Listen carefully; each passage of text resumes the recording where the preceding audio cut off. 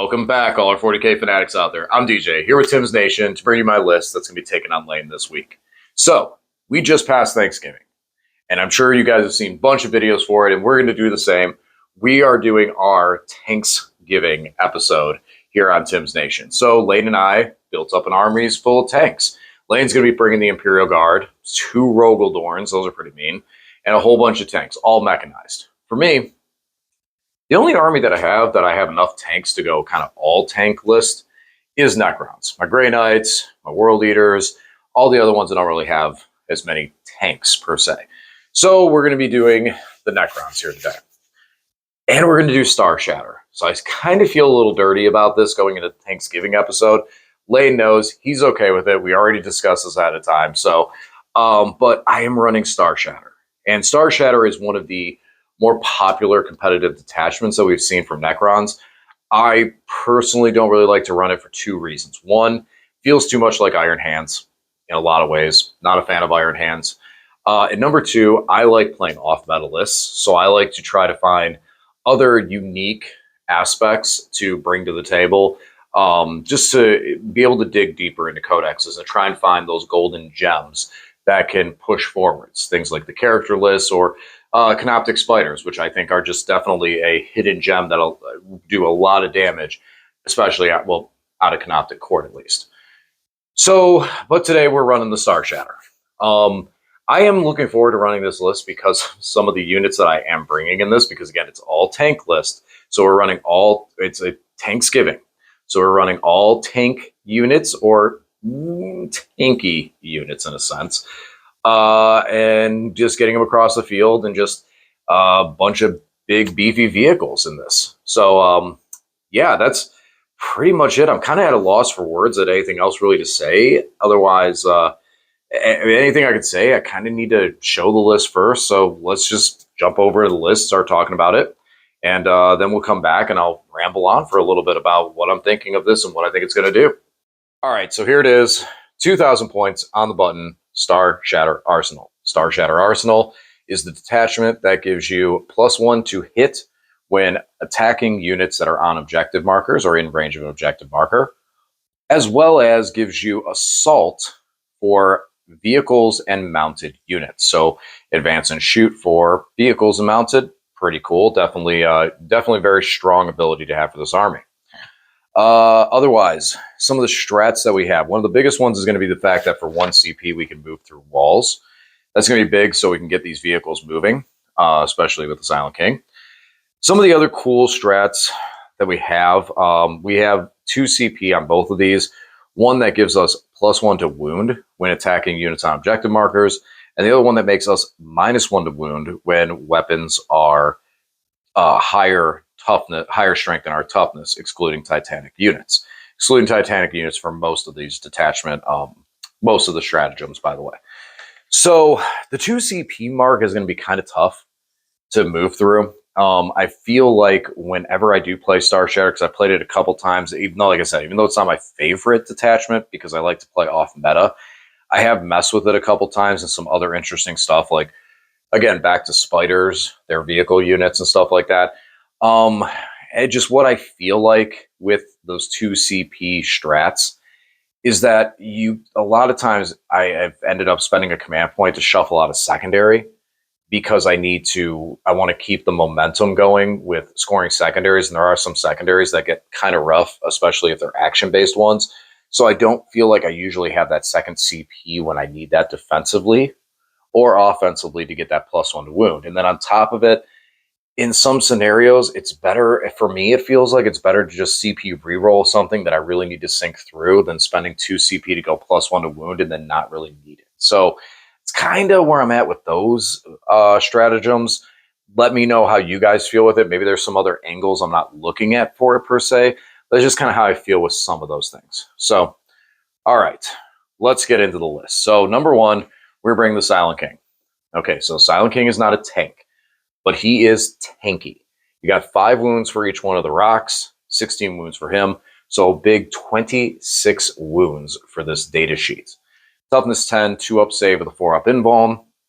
A great place to target for our enhancement for -1 damage. Makes him super, super tanky.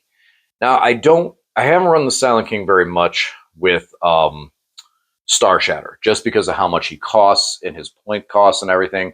But today I felt like this is where to go because, again, like I said, he's a very tanky unit. And his auras and abilities, I find that there's an enhancement that gives one of his abilities for the +1 to hit, +1 to wound aura. I'm sorry, reroll ones to hit, reroll ones to wound aura. And when you try and get that on a model and keep that model alive, it gets kind of tough to do that. So with the Silent King and his durability, it just makes it kind of easier having that aura effect for that ability. Now, the Silent King has 3 aura effects that he can select from, one of which is like I said, reroll hit rolls and wound roll 1. Then he also has +1 strength and reroll charges. And the third aura is the one that changed. It used to be ignore modifiers. Now it's +2 to move. So you get to select one of those to have active, and you can switch them up, but you select one of them to have at the beginning of each. I think it's command phase, might be battleground. I got to double check that because, this stuff is sometimes weird in that sense. But you get to select one of those, and that's the aura you have in effect. As far as the king himself, he does an excellent job at clearing mid and lower units. He is a gunboat. He is great shooting. He is very good in combat as well, too, just with the flat 3 damage that he brings and the volume of attacks. It really turns on at about 24 inches for his shooting for the big rocks and their flat 6 damage. His staff that has flat 3 damage and bringing devastating wounds as well. And then he's got 12 shots, strength 6 AP 1 damage. That is artillery. So all in all, this guy has a ton of different profiles to do damage into different targets. It's good to split fire with him sometimes. Sometimes you just pour everything into a single target. But he's really good at clearing those mid. He does not punch up well. So other things that are in his point cost, weight class, he tends to struggle into, like Imperial Knights, Demon Primarchs and things like that. He's going to struggle into. But you have other answers for that.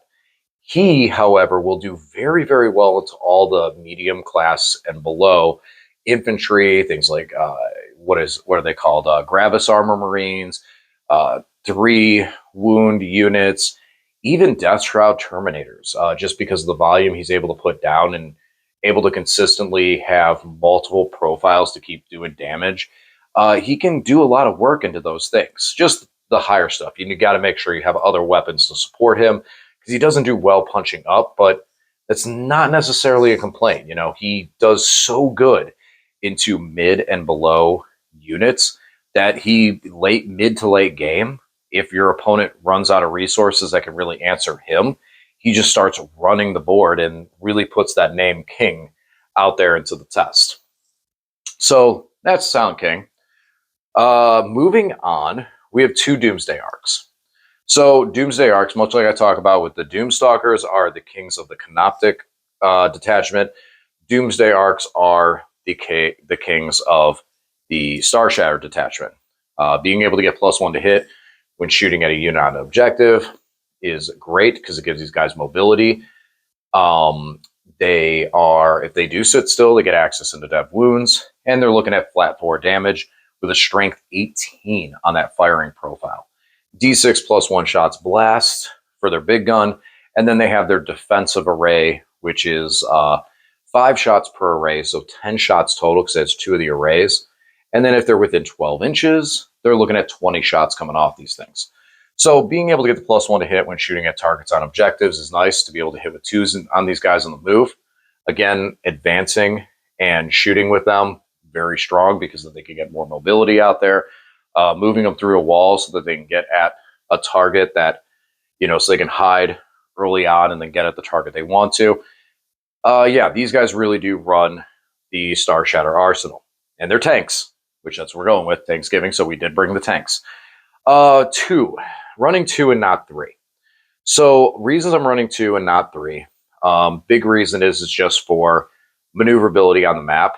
Some of my buddies, and sometimes when I run them, I feel like the 3rd Doomsday Arc kind of struggles. Usually end up throwing it in strategic reserve and bringing it on to shoot at a point. So Today, instead, I just want to put everything on the table and just have full board coverage. So we're just going to run 2 of them. Plus, I think that the king does really well that we don't. I think we can not have the third one. I think 2 is just fine. But we'll see how it goes. Because, like, again, this is more for the Thanksgiving aspect of things than bringing a whole bunch of tanks.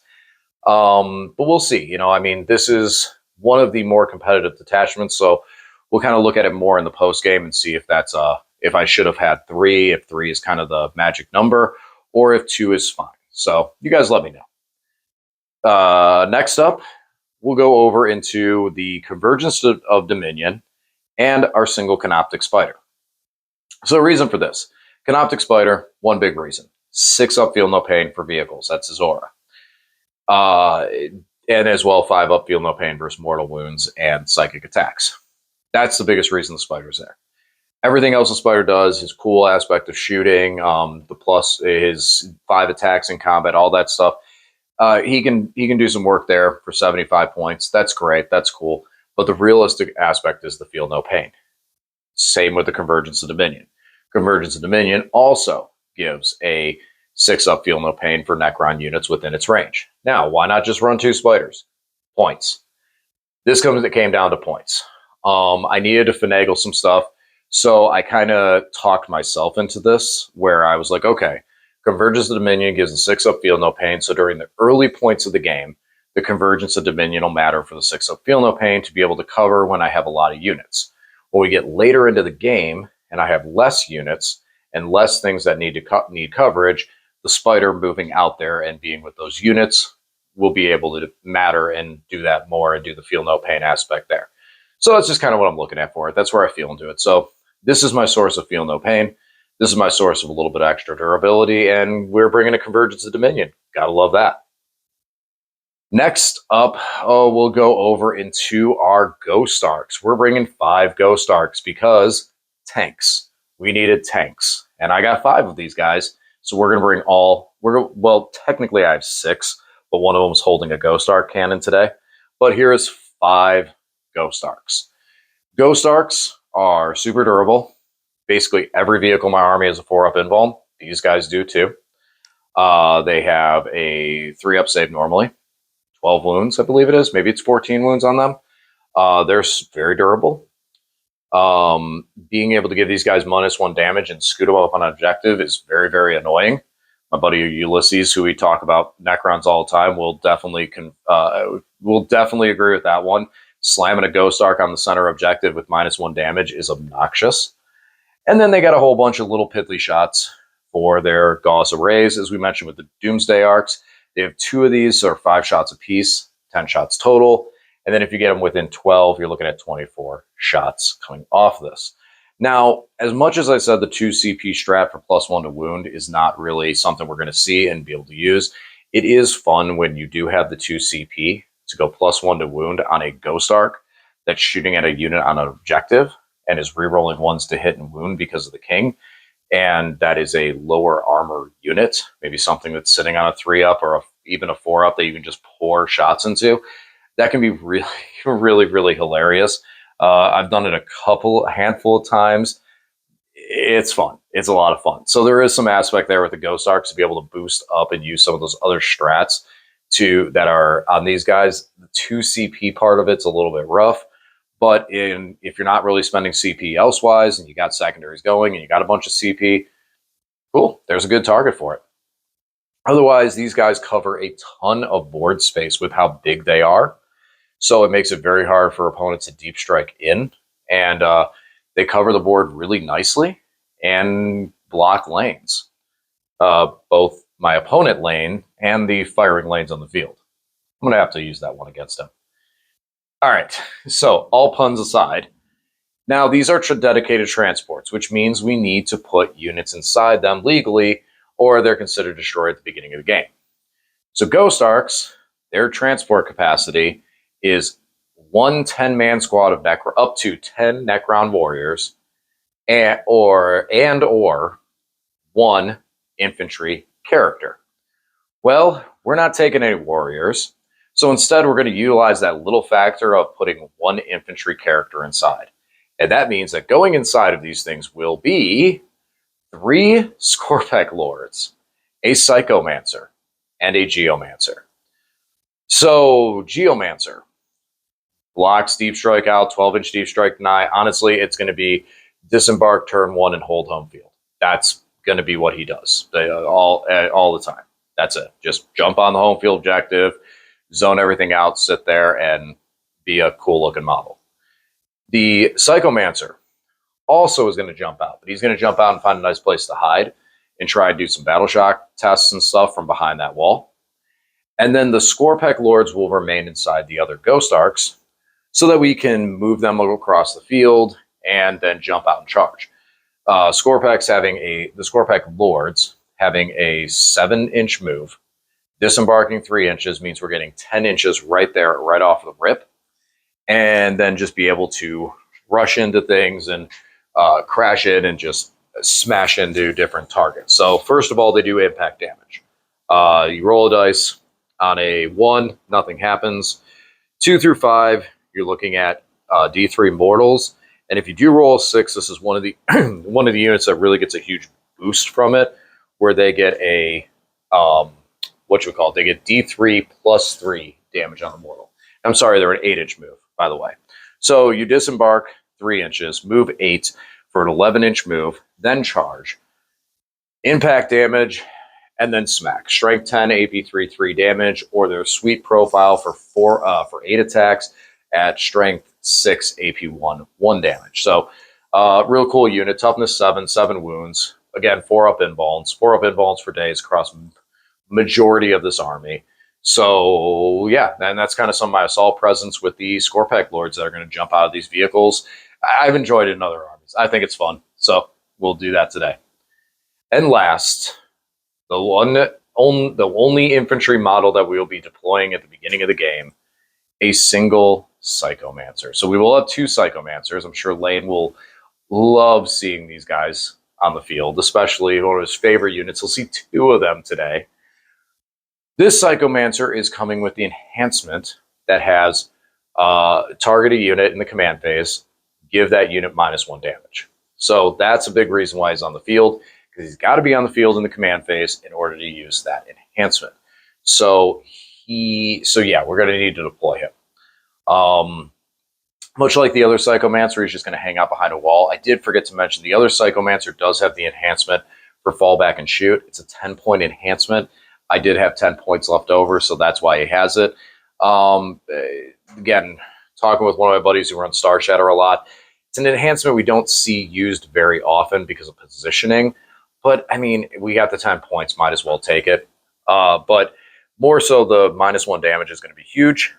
He's able to target anything in this army, so you can target the Silent King, target the Doomsday Arcs, whatever is going to be getting out there and getting into the fray, give it a -1 damage, is going to make it very durable, very hard to take down, and can really help nullify a lot of opponents' attacks.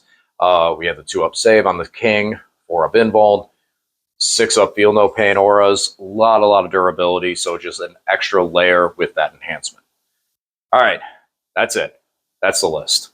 So yeah, like I said, I am not a Star Shatter fan, but I'm a Ghost Arc fan. I love the Ghost Arcs. They're so cool. That's why I went out and I decided when I looked at my Necrons one day, I was like, you know, I don't have really any of these transports. I was looking at like Lane's collection and looking at some other people's armies and seeing a whole bunch of just rhinos and other dedicated transports and stuff. And I was like, man, I really just don't have any Ghost Arcs. I got 3 Night Sight, Doom Scythe combos, but I don't have any of these things. So I went and got them and started working on them just to have them in the collection. So having the opportunity to put them on the table, love it. There's a lot of power in this list. There's a lot of power in this attachment. I've seen it before. I know this attachment can do a lot of damage. But we'll see what it can do into the Imperial Guard and all their tanks. You know, our Ghost Arcs have lethal hits, but aside from that, it is just going to be a lot of piddly damage shooting at these vehicles. So those guys are going to have to kind of get out there and just go oogie boogie and try and keep Lane distracted long enough so that the Doomsday Arcs can get in position and shoot down. Now, like I said, and I'm kind of interested to hear what some people think with this too, I am only running 2 Doomsday Arcs. I very, very easily could swap one of the Ghost Arcs. I have some converted pieces so that I can make Ghost Arcs function as Doomsday Arc or both. But I wanted to just go with 2. And I wanted to go with 2 because I feel like that's where I feel like, yeah, it's one of those things where it's like, okay, redundancy is strong with D6 weapons when you have those random weapon templates. And I feel that all the time. Because if you have one that does decent, one that does bad, and if you have the third one, then you have one that goes hot. And it really helps you just to be able to have that extra time shooting. But Doomsday Arcs are very large.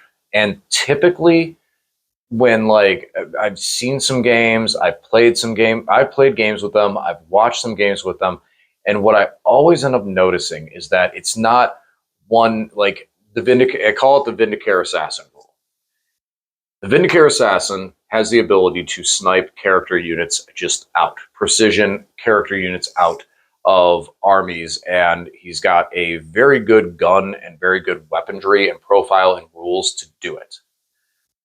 But a lot of times he doesn't get to do it because your opponent can play around it.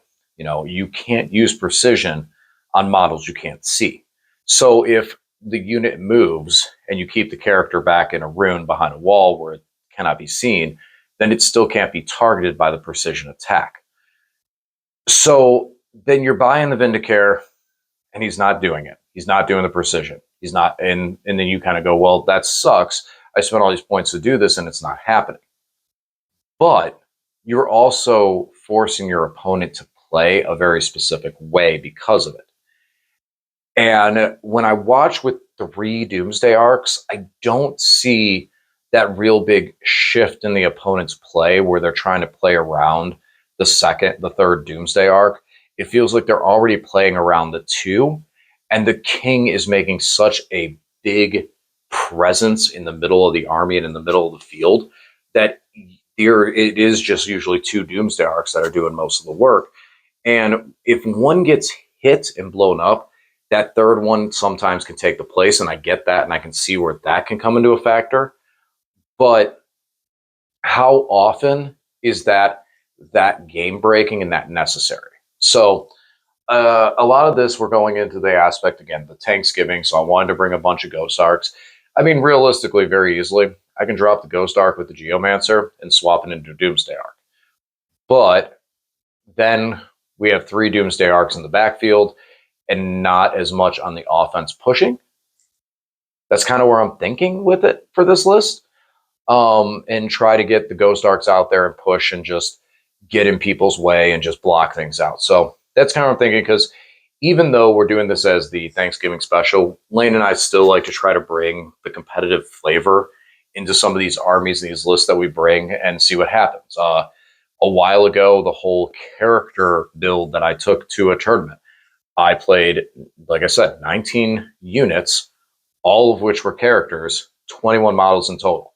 At the end of the tournament, at the end of the GT 2-day event, I took Best in Xenos with a list of all characters, a meme, something that was meant to be a joke that ended up having legs, lots of them, a lot of character legs.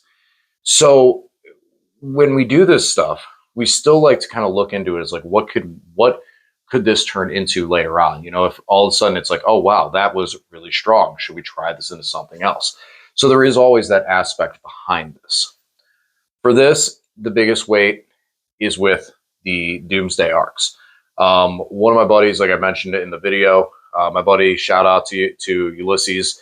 Him and I were always talking Necrons, always messaging each other, sharing pictures of stuff we're painting, and just going through it. He's a big fan of Star Shatter, and we have both been back and forth on the amount of Doomsday Arcs needed. He right now is very big on 3. He runs 3. I'm kind of looking in the nature of 2, I feel, is where it's at.